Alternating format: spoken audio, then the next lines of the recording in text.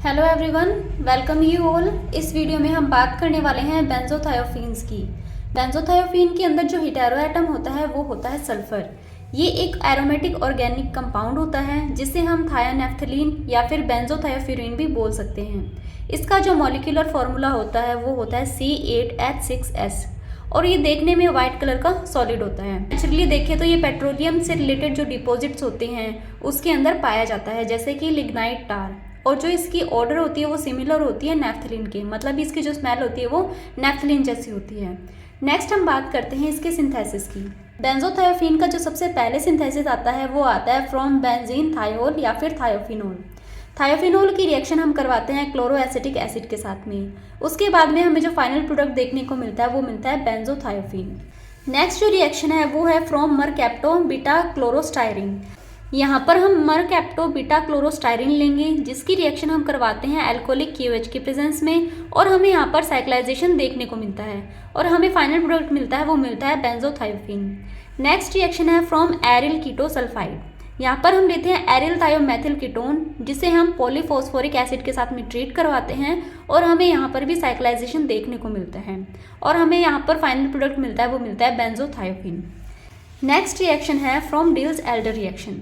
Deals Elder reaction के लिए हम यहाँ पर लेते हैं 2-विनाइल थायोफीन और साथ में लेते हैं मैलिक एनहाइड्राइड। जब हम इन दोनों की रिएक्शन करवाएंगे तो हमें यहाँ पर देखने को मिलता है बेंजोथायोफीन का सिंथेसिस। नेक्स्ट और फाइनल रिएक्शन है जो हमारे बेंजोथायोफीन के सिंथेसिस की, वो है पायरोलाइसिस ऑफ थायोफीन। यहाँ पर हम थायोफीन का पायरोलाइसिस करवाएंगे। इसके अंदर 4+2 साइक्लो एडिशन देखने को मिलता है और हमें फाइनल प्रोडक्ट मिलता है वो मिलता है बेंजोथायोफीन। ये थी बेंजोथायोफीन की सिंथेसिस से रिलेटेड रिएक्शंस। अब हम इसकी केमिकल रिएक्शंस देखेंगे। अब हम बात करते हैं बेंजोथायोफीन की केमिकल रिएक्शंस के बारे में। बेंजोथायोफीन सबसे पहले जो केमिकल रिएक्शन शो करेगा वो करेगा इलेक्ट्रोफिलिक सब्स्टिट्यूशन रिएक्शन।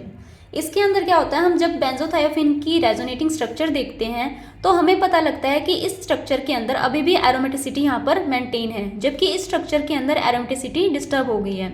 तो इस वजह से जब भी इलेक्ट्रोफाइल आकर अटैक करता है तो वो थर्ड पोजीशन पर करता है और इसी स्ट्रक्चर से बना हुआ कंपाउंड स्टेबल होता है और मेजर बनता है। तो अब हम इसकी इलेक्ट्रोफिलिक सब्स्टिट्यूशन रिएक्शन देखते हैं।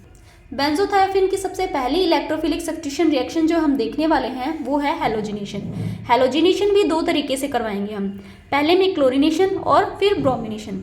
क्लोरिनेशन के अंदर हमने Cl2 लेके साथ में एसिटिक एसिड लिया है और यहाँ पर ब्रोमिनेशन में हम Br2 के साथ में एसिटिक एसिड लिया है। दोनों के जो मेजर प्रोडक्ट बनेंगे वो वाले बनेंगे जो कि जहाँ पर इलेक्ट्रोफाइल ने थर्ड पोजीशन पर आकर अटैक किया है। नेक्स्ट जो रिएक्शन है वो है नाइट्रेशन। बेंजोथायोफीन जब नाइट्रेशन शो करता है तो हम उसको ट्रीट करवाते हैं HNO3 और साथ में एसिटिक एनहाइड्राइड के साथ में, जिसके बाद में हमें जो मेजर प्रोडक्ट देखने को मिलता है वो मिलता है 3-नाइट्रोबेंजोथायोफीन।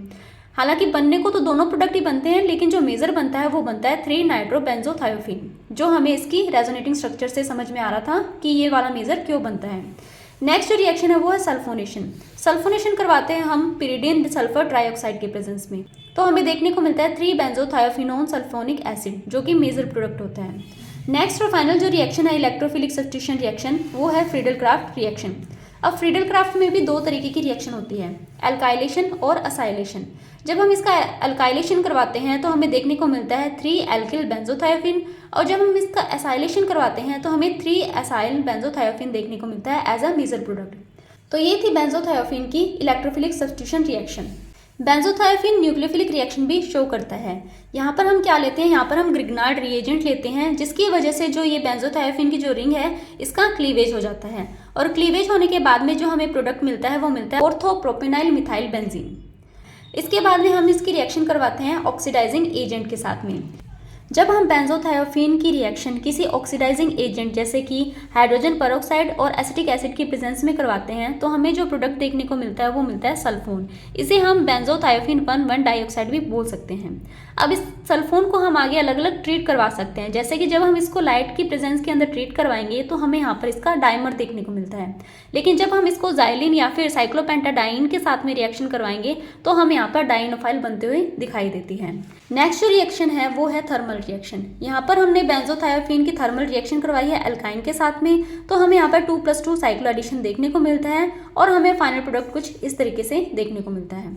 नेक्स्ट जो रिएक्शन है वो है फोटोकेमिकल रिएक्शन। यहाँ पर भी 2+2 साइक्लो एडिशन रिएक्शन देखने को मिलती है।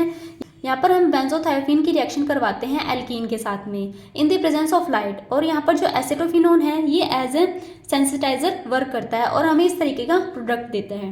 इस रिएक्शन के अंदर अगर मान लीजिए रिएक्टेंट सिस है तो प्रोडक्ट भी सिस बनेगा, और अगर रिएक्टेंट ट्रांस है तो प्रोडक्ट भी ट्रांस बनेगा। यहाँ पर ये अलग अलग तरीके की फोटोकेमिकल रिएक्शन शो करी गई है। नेक्स्ट और जो फाइनल रिएक्शन है हमारी वो है डीसल्फराइजेशन। बेंजोथायोफीन का जो डीसल्फराइजेशन होता है वो होता है निकल बोरोहाइड्राइड के प्रेजेंस में, और हमें एक प्रोडक्ट देखने को मिलता है वो मिलता है 2-इथाइल बेंजीन। ये थी हमारे बेंजोथायोफीन की केमिकल रिएक्शंस। अब हम इसके मेडिसिनल एप्लीकेशन के बारे में देखते हैं। बेंजोथायोफीन मोस्टली जो यूज़ होता है वो होता है डाइस की मैन्युफैक्चरिंग के अंदर, जैसे कि थायोइंडिको, और ये कुछ फार्मास्यूटिकल ड्रग्स होते हैं उनकी जो केमिकल स्ट्रक्चर है वहाँ पर भी पाया जाता है, जैसे कि रेलोक्सिफिन, जिल्यूटोन और सर्टाकोनाजोल। तो ये थे हमारे बेंजोथायोफीन की सिंथेसिस, केमिकल रिएक्शन और मेडिसिनल एप्लीकेशन। आई होप आपको वीडियो अच्छा लगा होगा। अगर वीडियो अच्छा लगा तो please like, share and subscribe कीजिए। Thank you.